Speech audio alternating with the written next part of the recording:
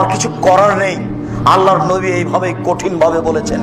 আল্লাহর নবী বলছেন ইন্নাল বারাতা তুববিলু ফি সূরাতি শায়তান ওয়া তুদবিরু ফি সূরাতি শায়তান, নিশ্চয় মহিলা শয়তানের বেশ ধরে আসে, শয়তানের বেশ ধরে যায়। বলো কে? তোমার বোন।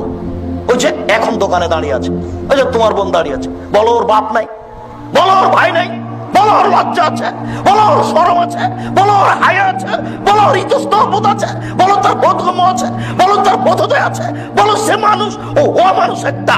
ও জাতিকে জেনা করিয়ে জাতিকে জাহান্নামে ঠেলে দিয়ে নিজেকে ব্যবসা করে রুজি উপার্জন করতে চাই, সে নিজের বিদ্যা দেখাতে চাই।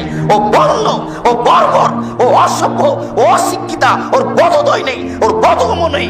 ওই বেশ্যালয়ের মেয়ের কারণে আজকে মানুষ নির্দ্বিধায় জাহান্নামে চলে যাচ্ছে।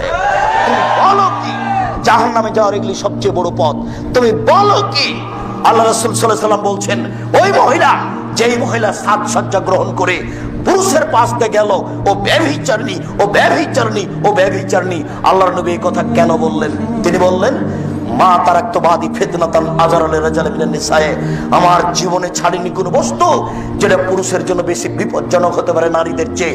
আমার জীবনে ছাড়িনি কোনো বস্তু যেটা পুরুষের জন্য বেশি বিপজ্জনক হতে পারে নারীদের চেয়ে।